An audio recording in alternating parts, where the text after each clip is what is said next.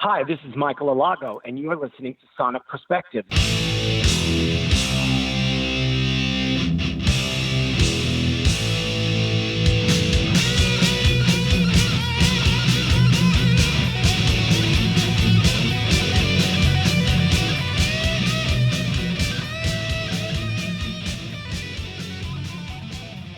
Hello everyone and welcome to another interview of Sonic Perspectives. I'm Rodrigo Altaf and my guest today is not exactly a musician, but someone who had a pivotal role in the success of acts like Metallica, White Zombie, Metal Church, and believe it or not, Nina Simone. His name is Michael Alago. He has a new book coming out called I Am Michael Alago. Michael, it's great to have you here with us. Oh, thank you so much. I appreciate you even wanting to interview me. So here we are. Yeah. As I am quarantined, self-quarantined in New York City right now. Well, we all are, man. We all are. Yes, sir. Yeah. It's crazy world out there, but we just have to pay attention and listen to our health professionals, and I'm sure we're going to be fine. Absolutely. I have faith. Let's do our homework and keep our fingers crossed, right? Yes, sir. Yeah. So let me ask you about the book. Tell me about the idea to write it now. I know there's a movie about your life made a few years ago, and it's almost like a companion to it, right? It is, but I never even thought about somebody making a movie about me, never mind a book. So a couple years ago, Drew Stone, who runs a little company called Stone Films NYC, approached me. We talked a lot. We had lunch a lot. And I knew that he was a person who loved music as much as I love music. So when he said he wanted to do a documentary, my ego got a little bit big. And I said yes. And he did a marvelous job. I knew I didn't want it to just be about music if we were going to spend all this time together. So, it's about my 25 years in the music business as an A&R person. It's about addiction. It's about recovery. It's about having major health issues and recovering from all of that. And here we are in 2020 talking to each other. So, yes, the movie's called Who the F Is That Guy? The Fabulous Journey of Michael Alago. And it's been on Netflix almost 3 years now. And in recent months, Amazon Prime Video just added the movie. Right. So in all, go ahead. Do you want to talk? No, I was going to say it's a fascinating journey for sure, right? It's been a journey. That is for sure. Yes. Yeah. I have had a wild and crazy life that almost killed me. But, at some point, about 13 years ago, I came to my senses and I stopped drinking and drinking. And I've been clean and sober almost 13 years. So while this movie has been out, and I'm so blessed that it's out and it's got an incredible response, and I think that's why Netflix renewed us again up until September 2020 at least. Mm-hmm. So in all of that, a book company called Backbeat Books asked if I wanted to write a book. And, I love books. There are books all over my house, in the living room, in the bedroom, and that I just thought, I would love a book on a shelf. I would love a book of my own in a bookstore. So I don't have the discipline I didn't have the discipline to do it all on my own. So my agent, Lee Sobel, asked an old friend of mine, Laura Davis Shannon, if she would want to join me in helping me get this book to fruition. She said yes. So we went through all of these journals that I kept since I was 15. I don't know how I knew to keep journals, but I did. So I got 2 boxes of them out of the closet, and we just started going through all these journals. We mostly worked through Skype, and I would read from the journals, and she would transcribe everything, and it went back and forth until it really sounded like my voice. So once that all happened, that took a good 2 years or so. And here we are on the eve of the actual book release. And I'm really excited about it. I never thought like all of this would happen because for 25 years, I was a behind the scenes person. But, you know, I was making stuff happen. So I guess maybe this was all inevitable, although I didn't know that. Yeah. Well, it's great that you kept your journal. And I mean, during those times when you became an A&R person and even Yes. booking artists to small clubs and theaters in New York, there were moments, I'm sure, where you had to pinch yourself to make sure you weren't dreaming, right? I don't know if I pinched myself, but growing up in Brooklyn as a very young teenager, I used to watch television shows that were music related, like American Bandstand, Soul Train, Midnight Special. And those TV shows had a very wide variety of artists. So that informed my early listening, this wide variety of things. And I kind of knew as a youngster, I wanted to be in the music business. But what does that mean to a 15-year-old? I didn't play an instrument. I just didn't know. But the sound of it just appealed to me. So by the time I was 19, I was in the School of Visual Arts. I was working part-time in the East Village at a pharmacy. And, well, you know, we could be a little corny and say the beginning of my dreams started to come true. I was walking down a street, as you probably saw in the documentary, and I went to a building that was a beautiful Art Deco building, and it was going to be called the Ritz. Some of you now, present day, know it as Webster Hall. And I went in there and I spoke to the man who was the music director there, Jerry Brandt. I didn't know how infamous he was at the time. You know, he ran the Electric Circus in the 1960s. He discovered Carly Simon and the Voices of East Harlem. He worked with Sam Cooke and Muhammad Ali. Oh, incredible wow. Character, incredible guy. Really my first mentor. So he asked me what I wanted. They weren't even open. And I said, well, I don't know. I want to be in the music business. I want a job. And he laughed. He said, do you have a resume? I said, no, I just go to school. So he called me up to his office. We started talking about music, all kinds of music, from the Great American Songbook back in the day to what was going on present day. And now when I say present day, that was 1980. So we start talking. I don't know how long the dialogue was, but at some point he said, you know what? I like you. I'm going to give you a job. You're going to answer my phone. You're going to open my mail. And you're going to get my lunch. Did I say that already? No, I didn't. So I was going to open his mail, get his lunch, and answer his phones. And I did that for 3 years. And within that 3 years, I was like, I was like a sponge. I listened to everything he said on the telephone. And he was talking to booking agents. So about booking the Ritz, which held about, 1,500 people or so. And I listened and I listened.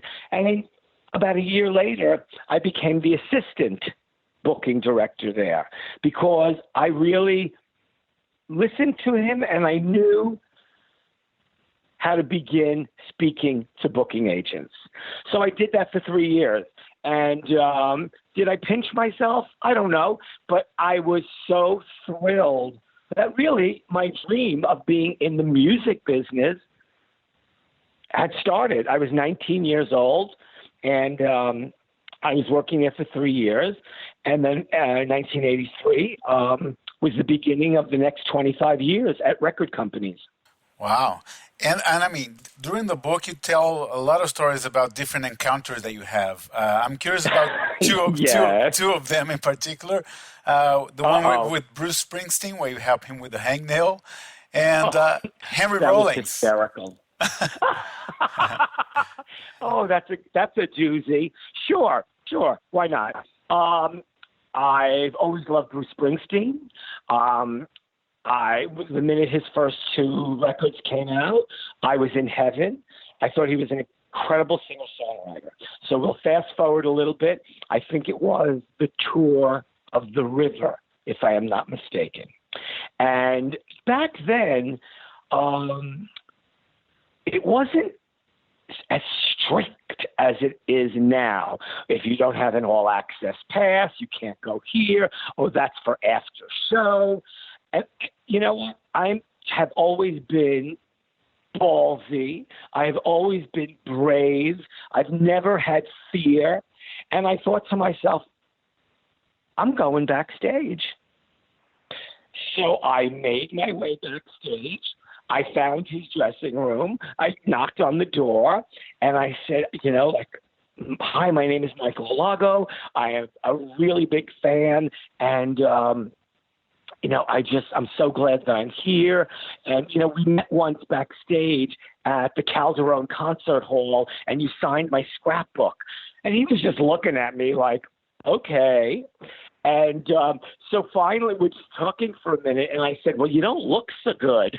And he looked at me, and he said, I have this horrible hangnail. And I just said, oh, well, maybe I could help you. And I thought to myself, maybe I should just bite it off. And then I thought, oh, no, that would be a little too insane. They would probably throw me out. So I just helped him pick off the hangnail, and I put it in my pocket. And right then, the tour manager walks in, and he looks and is, who are you? Where is your pass? I said, I don't have a pass. And Bruce just looked at him like it was okay.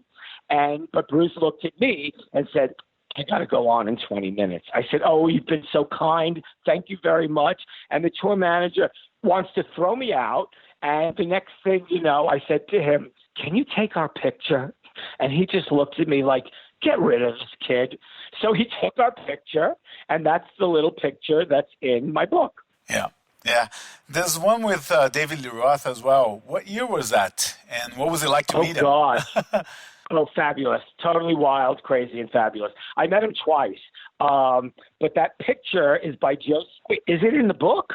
I think it's in the movie only. Oh, yeah, that's right. It's in the movie. It's by Joe Stevens, and it is in Jerry Brandt's office. I shared my office, the daytime office with Jerry, and it was at the Ritz, and it had to have been around 1981 or so. I don't remember what show he came to see, but we were laughing and screaming and drinking a lot. The second time I met him, I think I brought him to see Iggy Pop at the Peppermint Lounge. And that night, David Bowie was there. All these great people were in the audience. And,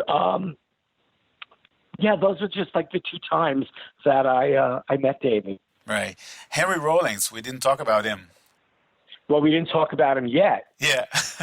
Operative word, yet. Yet. Yeah. Well, the story is ridiculously funny, if you ask me.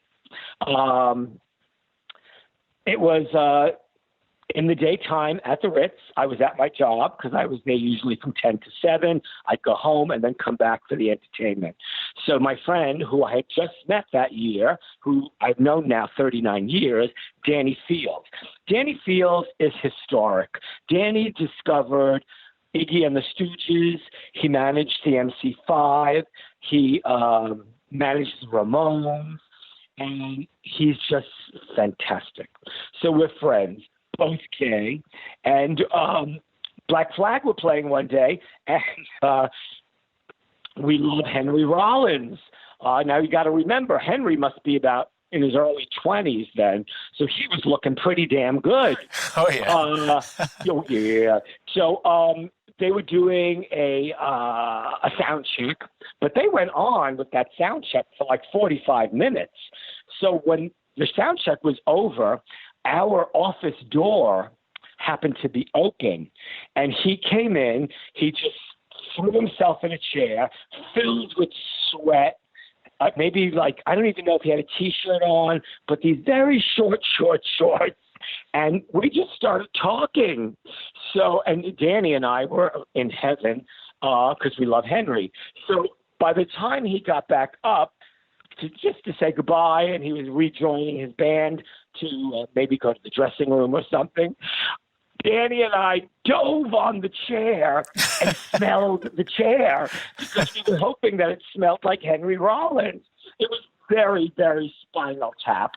And I just think it's the funniest story in the book. Yeah. Did you ever tell him that you had a crush on him eventually or not? Oh, probably a million times. Right. Yes. And the other thing I saw in the book is your first concert ever was Alice Cooper. Tell me about that experience. Yes, that's right. Yeah. My first concert ever was June 3rd, 1973 at Madison Square Garden in New York. It was the last night of the $1 Billion Babies tour, and I had never been to a concert before. How I got there was my cousin Carol Ann had a boyfriend who we called Manny the Greek from Astoria,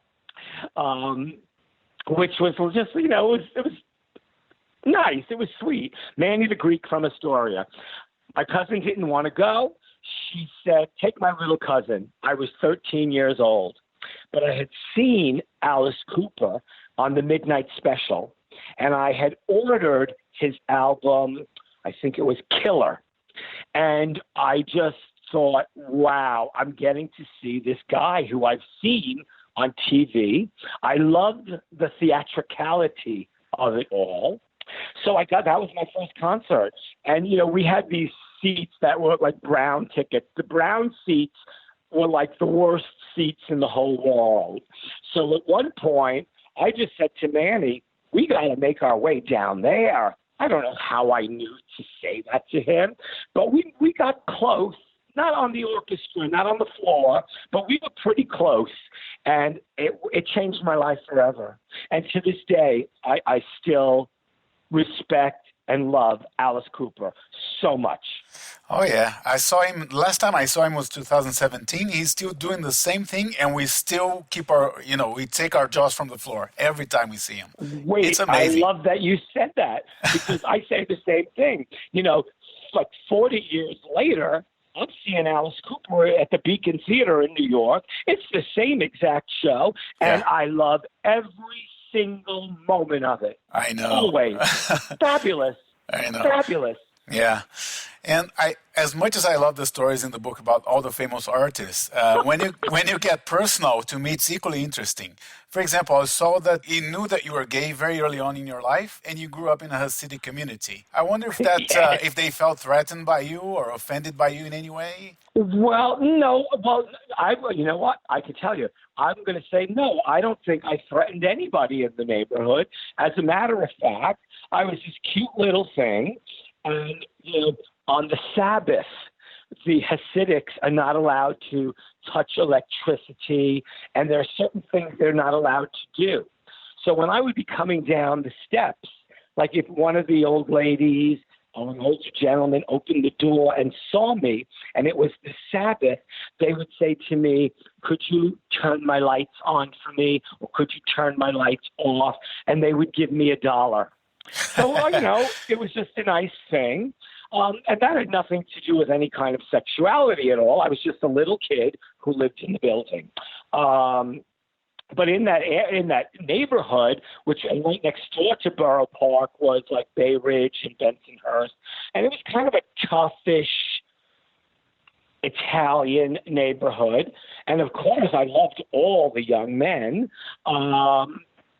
And, I had no fear about chatting up anybody.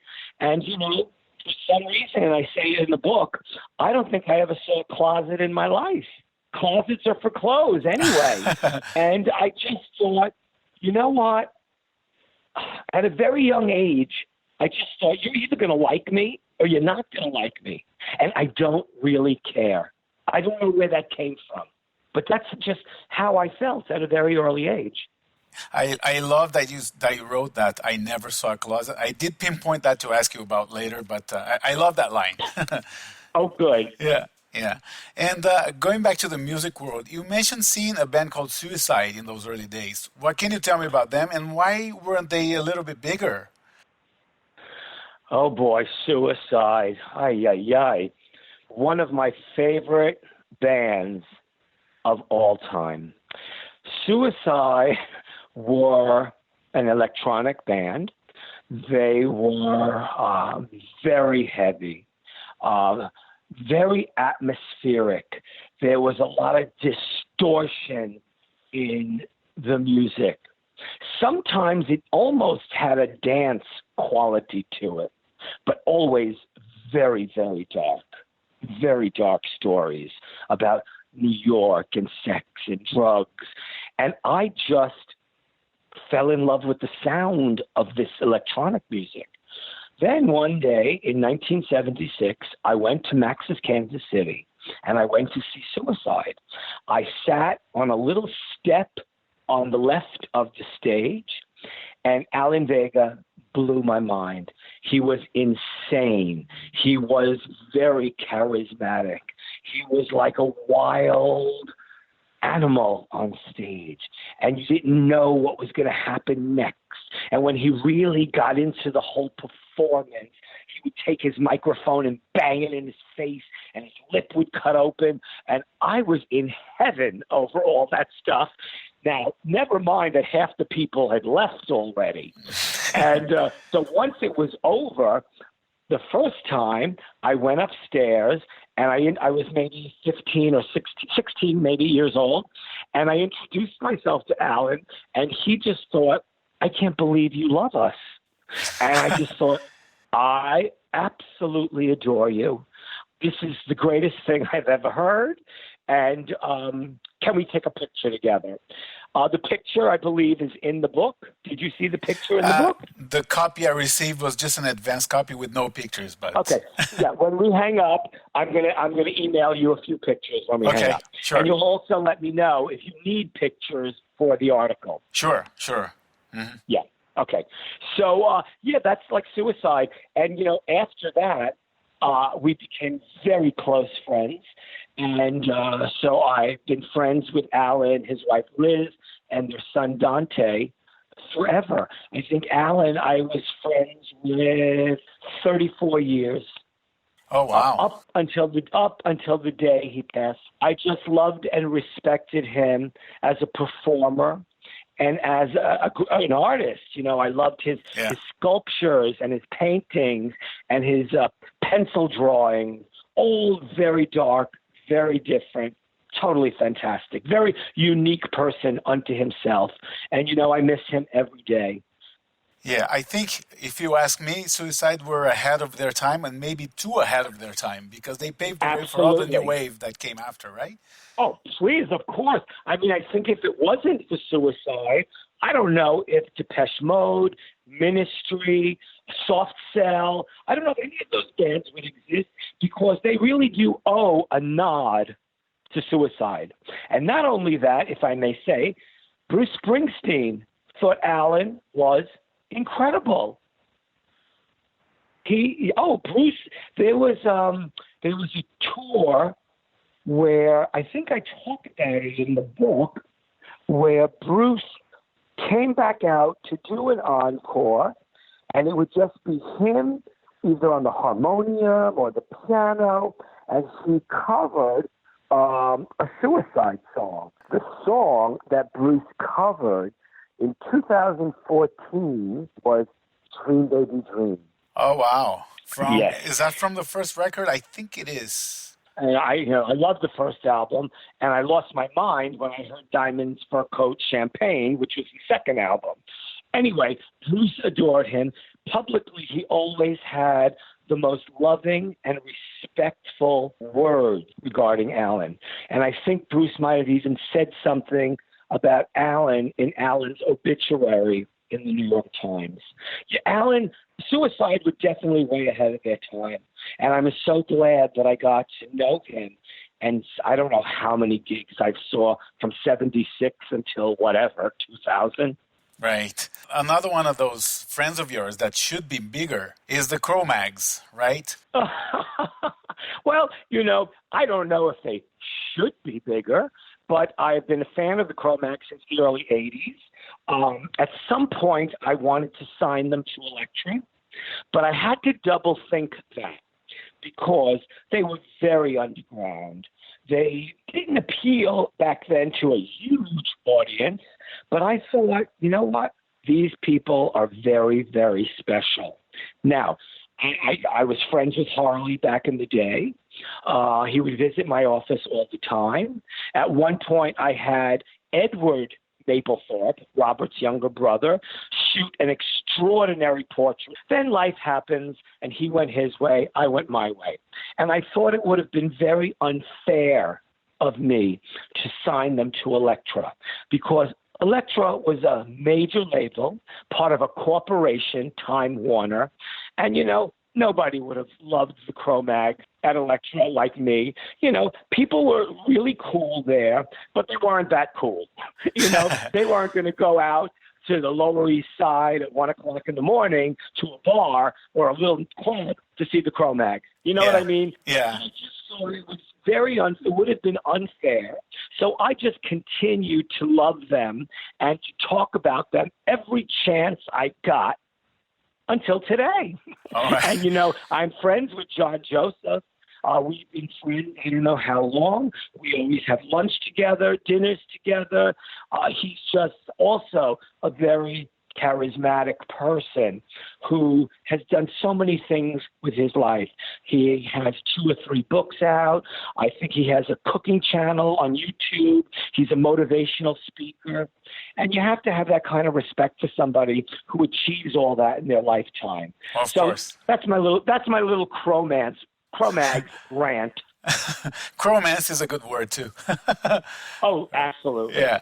And it's a great logo. Yeah, absolutely. Yeah, for sure. And you mentioned in the book that you booked Madonna to do a show at a place called the Red Parrot when she had only one album out. Did you sense she was going to be as big as she became back then, or? Oh, I haven't. You know what? If you asked me about Metallica and you say, did you know they were going to be big? I would tell you, absolutely. I felt that from the beginning. Madonna, no. She was a new downtown East Village singer. She had a single out on Sire Records called Everybody. She was making her way around all the night. And I thought, wow, this girl's terrific.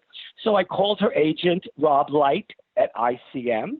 And I said, I book Wednesday nights at the Red Parrot, and I want to book Madonna. Well, that'd be $2,500.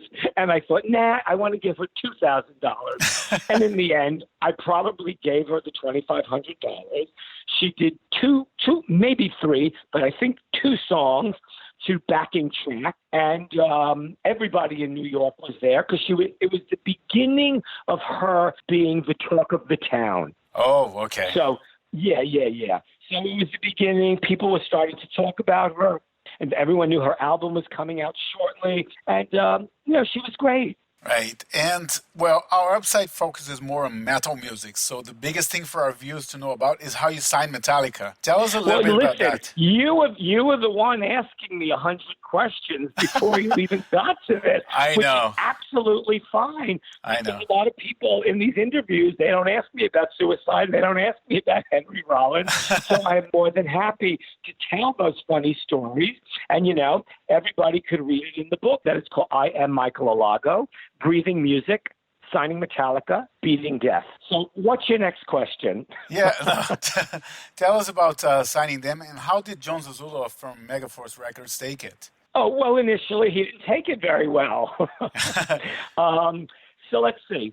For your listeners, I was a young A&R executive in 1983. John Zazula and I became colleagues. We became friends fast.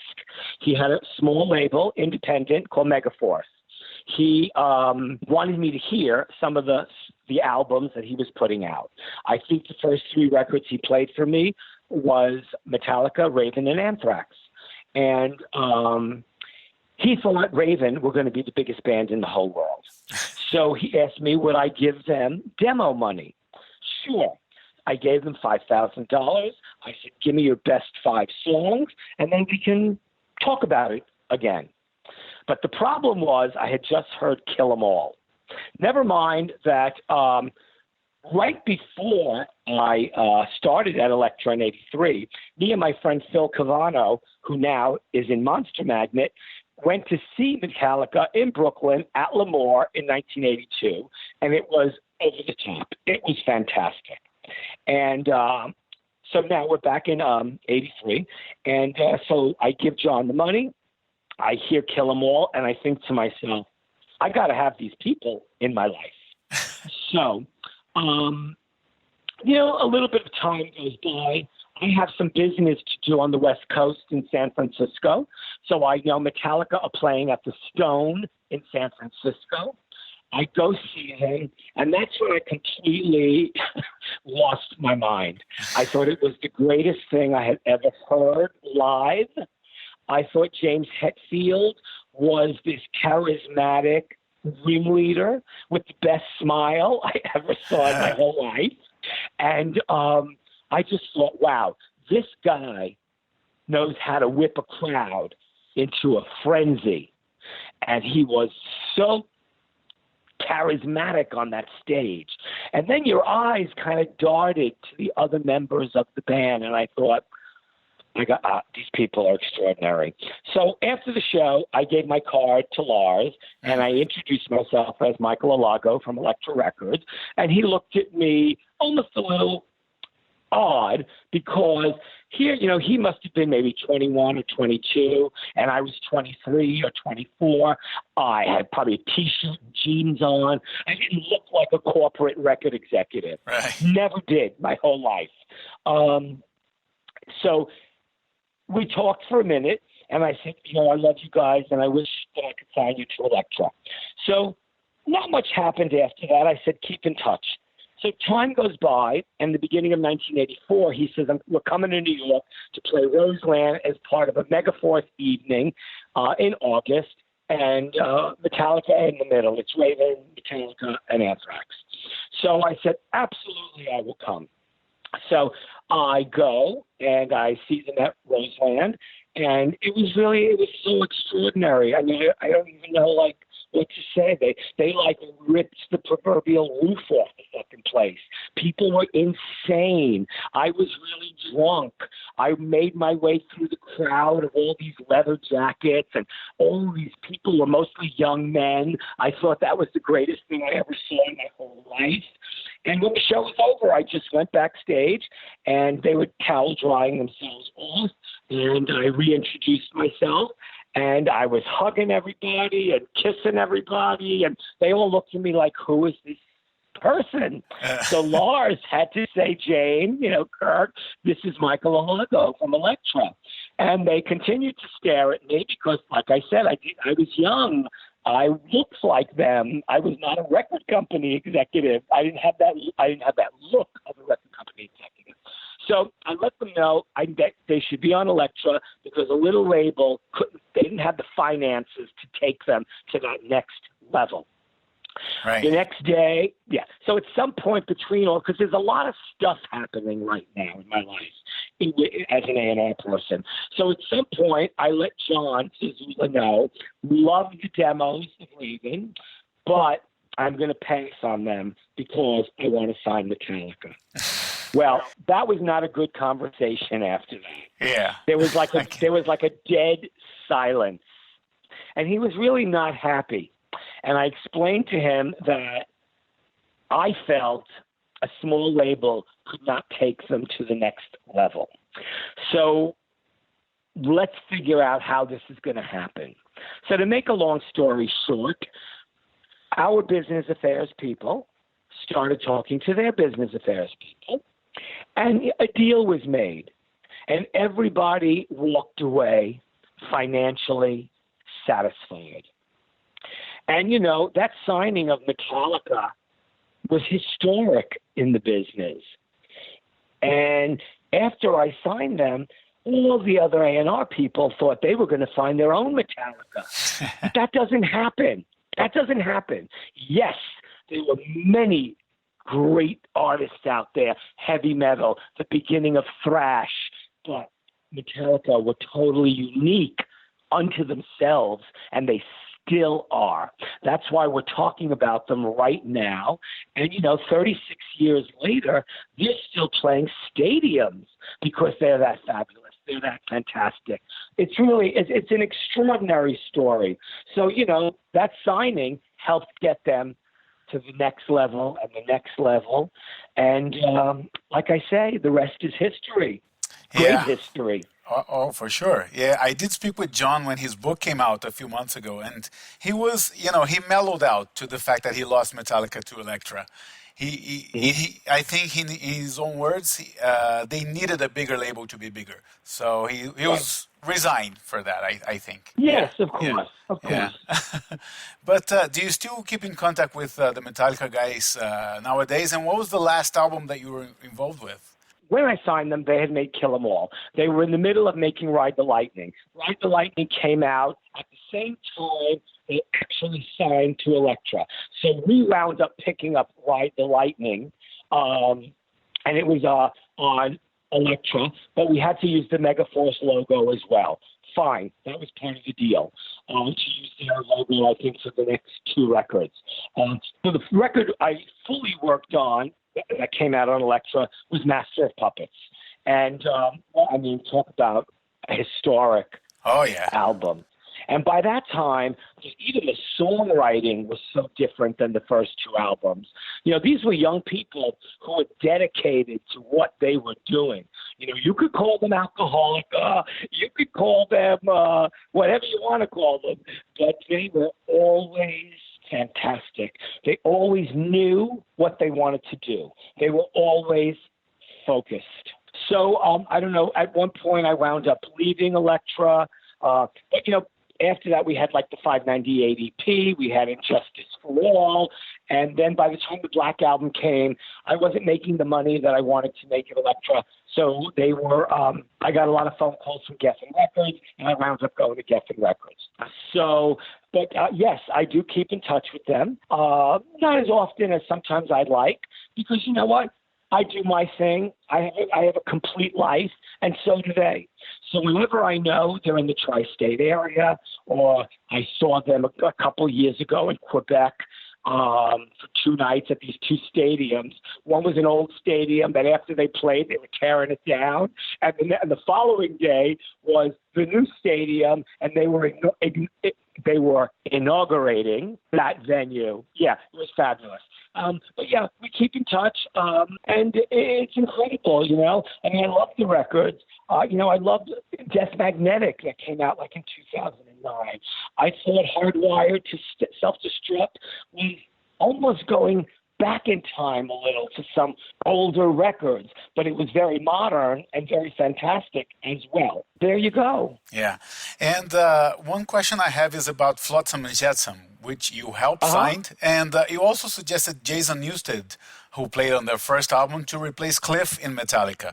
What made you think he'd be a good fit for that role? Is it personality or? So I knew about Flotsam and Jetsam. They had made one record, Doomsday for the Deceiver for Metal Blade. Jason, I believe, solicited me at Elektra because he knew I had signed Metallica. And I was very impressed with him. He was very young, outgoing, very charming. And I went to see them in Arizona. I thought they were great, so I signed them. Now, in the midst of all that, because there's always a million things happening in my life as an A&R person, unfortunately, Cliff was killed in 1986, as everybody knows that story, and is one of the most horrible things ever. We loved Cliff. He was marvelous. Anyway, so at first, when I spoke to Lars after he died, they didn't know at first what they were going to do. The band felt lost. Remember, these were all people in their early 20s experiencing the loss of like a brother to them. How do you deal with that at that age? Anyway, months later, they called me and said, we're going to keep moving forward in Cliff's honor. We need a bass player. I was thinking to myself, as much as I love Flotsam, Jason really has such a personality that I think that he would fit in Metallica. So also our dear friend Brian Slagle, who runs Metal Blade Records, said the same thing to Lars. So Lars heard it from the East Coast and the West Coast. Jason went out to audition, and he got the job. And, Flotsam and Jetsam still make records today. They do. I interviewed one of their members a couple of months ago. I saw them live Uh-huh. here. They still kick ass. They're still doing it. Oh, they're incredible. Yeah. And their guitar player, Michael Gilbert, is fantastic. Yeah. I always bother Michael because I always tell him that I have a crush on him. Oh, yeah? And I don't care. And he just looks at me like, oh, you're crazy. But whatever. Yeah, they're fabulous. I mean, they've made some great records for years, So hats off to them. Yeah, I do have a funny story about Michael. I was interviewing him at an airport because, we booked it at the time. I didn't know my flight was going to be, brought forward. So we went to the airport, my family and I, and here I was talking to this guy on Skype. We had problems with our flights, problem with the reservations and the booking and everything. Flight was canceled, postponed, then canceled again.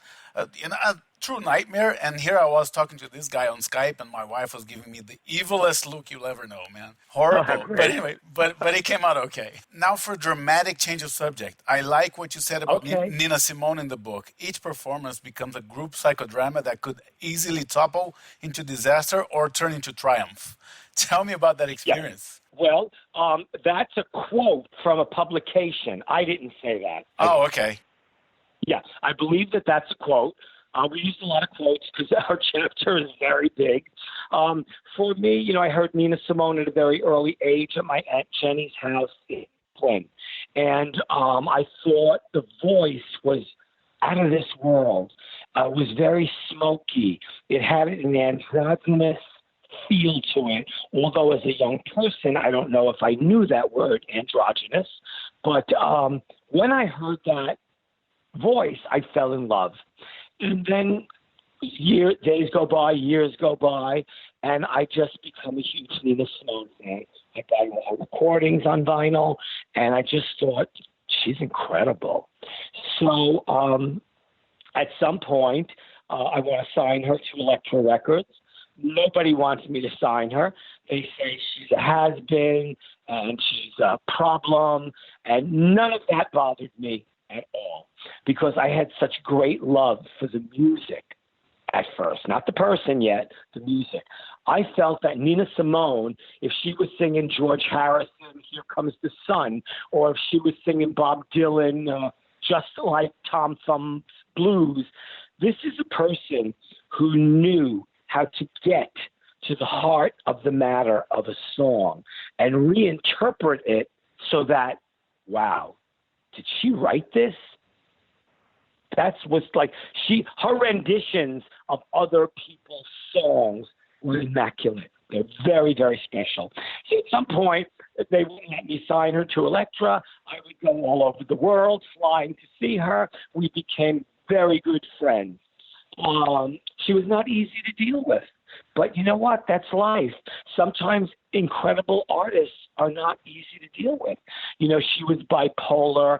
She was not diagnosed correctly in the early days. She drank with her medications until she didn't anymore, like so many of us. But I just thought Nina Simone is the greatest artist that ever lived.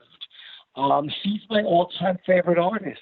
It's, when people used to maybe say, you're going to a desert island and you're allowed to bring 5 records. Well, you know what? If you ask me, I would probably bring 5 Nina Simone records and be the happiest person in the whole wide world. Yeah, it's too much to talk about her only because I know her for so long, and there's about maybe a 20-page chapter on Nina Simone in my book, including like a phone call and a very long letter she wrote to me. That some of it was not very nice, but I understood in retrospect where she was coming from. And, I love Nina Simone with all my heart. And I spoke to her the day before she passed away. I don't know how I knew to call her. I was actually going to my father's grave in Brooklyn to clean up the grave site from the winter. And something said, call Nina Simone. in the south of France. So I turned around, came back home, took off my jacket, dropped my bags, and I called the house in the south of France. And her housekeeper answered the phone, and I said, may I please speak to Miss Simone? And she said, oh, Michael, you know, she hasn't been doing so well. She had a stroke, she had this, she had that. I said, I know, just put the phone to her ear. So she says to me, oh, hello, sugar lips, how are ya? Now tell me, I know you gay, how come you never married me? I said, Nina, you know how much I love you. I love you with all my heart. But I am going to try and come to France this week. And then I didn't hear anything on the phone. And the housekeeper said, you know, Michael, she's very, very tired. I said, that's okay. Please tell her assistant, Clifton, that I need to be picked up in Marseille. I will give you the details tomorrow when I book my flight. Now, I never usually leave my computer on, but I left my computer on that evening, and I never have CNN on my computer, but it was CNN World News, and the headline the next morning said, Nina Simone dead at 70. Oh, wow. So that Blew was like my mind. a few hours after that call, right? That is correct. Yeah. It blew my mind. I was not the same for the next 2 years. I couldn't listen to her music. I couldn't call her on the phone. I couldn't fight with her on the telephone. All these things that we did together, that was so incredible because we had a lovely friendship. But at least for me, I did not want her to continue being like this outcast without having ever recorded again. So in 1992, 93, when I did finally sign Nina to Elektra Records, we made a beautiful record about love and loneliness and loss called A Single Woman with a 50-piece orchestra. Andre Fisher produced it. I executive produced it. And it was just it was like a farewell type record, because after that she never recorded again. So I feel proud and honored that I was happy that I could participate in her life like that. And I like to believe that last record helped change her public profile a little bit, right? From an outcast to a more pop kind of artist, right? Yes, but also even at the end, she gave me problems about doing interviews and going on the road. I think the only two things I got out of her was a very big profile that James Gavin wrote for the New York Times, and then The Tonight Show with Jay Leno, which was backstage a little bit of a nightmare, but people can read about it in the book. But for me, I just simply adore Nina Simone. Yeah, same here. Incredible artist. Yeah, absolutely. And let's talk about the subtitle of the book, Breathing Music, Signing Metallica, Beating Death. Three very impactful statements, but when it comes to beating death, that happened more than once in your life, right? You know, okay, so I am Michael Alago, breathing music. Like I say in the book, I felt like I came out of the womb loving music. My life was encompassed by music, nothing else. Signing Metallica, historic. It put me on the map as an executive. We've already talked about, and beating death. Now, originally I had cheating death, but you can't really cheat death. But I did beat it a couple of times because of my alcoholism and because of my HIV/AIDS status. When I got very sick, near death, obviously I pulled through, and here we are today. And my health is good. My viral load is down to 0. Can't even find it in my body, which is a small miracle. It is, you know. Yeah. When I got very ill in the 90s, and I do talk about it again in the book, there wasn't even a real medication out. So my doctor, who was brilliant, Barbara Starrett, she was giving me IV drips of vitamin IV drips, pills that came from Mexico, that came from who knows where. And she kept me alive until there was real medication. And then I got well. I never had full-blown AIDS again, but I still have a very compromised immune system. but I don't drink or drug anymore. I'm coming up on 13 years clean and sober. So that's where that whole entire title of the book comes from. Right. And I think in your case, with this coronavirus thing going, everywhere, you need to be even more careful, right? Yes. I have a friend who said to me the other day, well, with this coronavirus going around, you don't sound like you're filled with fear or panic. You know what? I lived through AIDS, and I don't have fear right now about this. I pay attention very carefully. I'm in a self-quarantine because I don't want to be out there. I listen to MSNBC on TV, and I listen to the healthcare professionals. There's a brilliant doctor named Anthony Fauci who's on TV every day. I've known about him for 42 years. He was here for us during the AIDS crisis, as well as a doctor named Dr. David Ho. He helped get the first antiviral for AIDS out there into the marketplace. There's an immunologist named Joseph Fair, who I hear on television. When I hear those three people, I pay attention because they are brilliant and they always speak the truth. So yes, I'm very, very careful. I'm always washing my hands. I pay attention. Right now, a lot of people, they're saying in New York, it's rising by the minute. Yes. And the virus. Yeah. And I'm sure. So, there's no hugging. You have to stand 6 feet away from somebody. These are all things that are very unnatural to the human spirit because we do want to shake hands. We do want to love. We do want to hug somebody.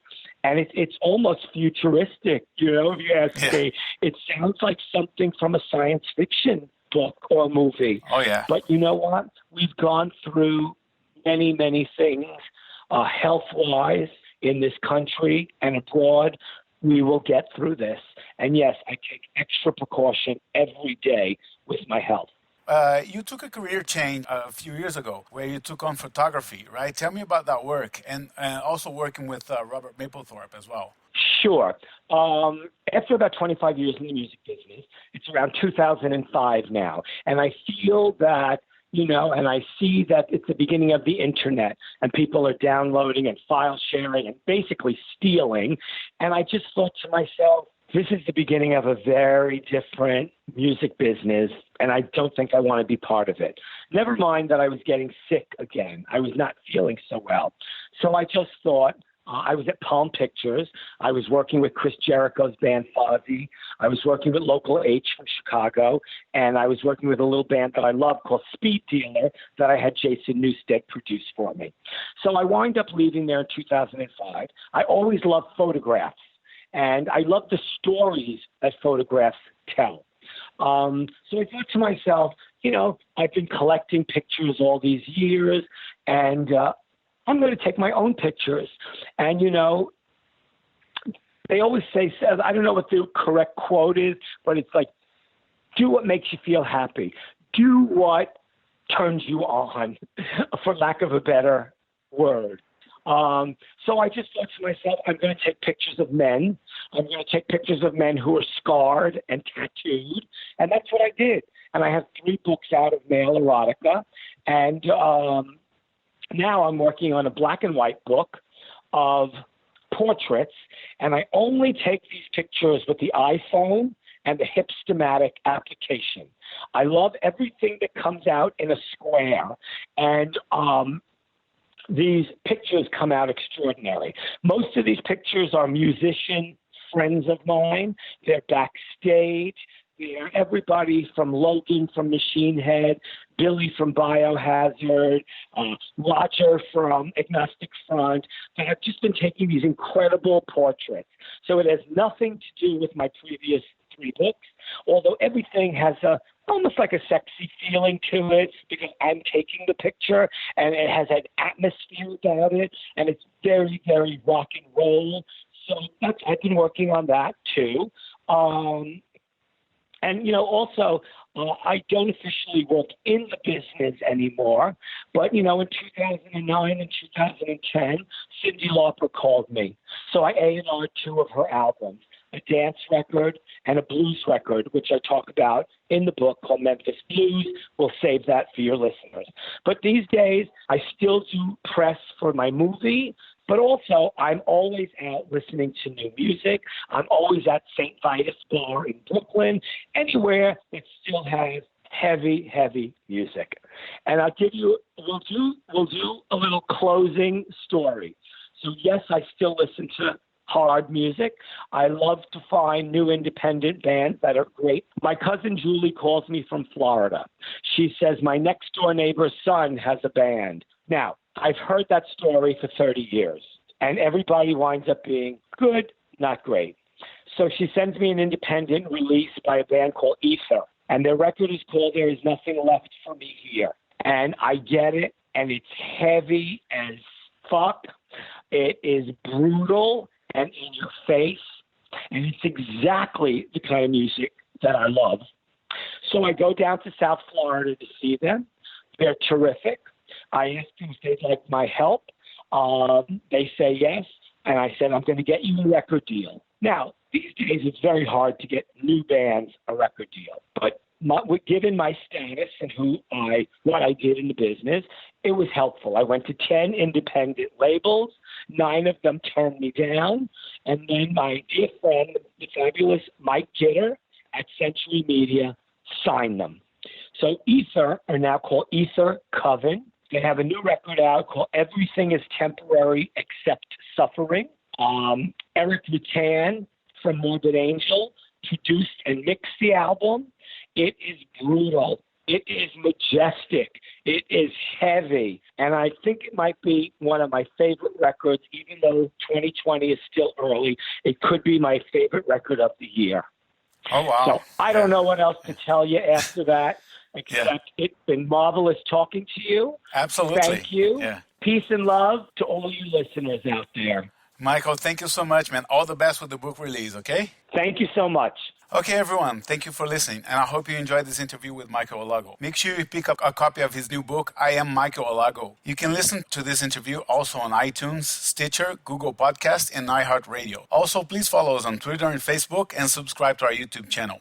We're going to finish now with the song Master of Puppets from Metallica. Take care and rock on.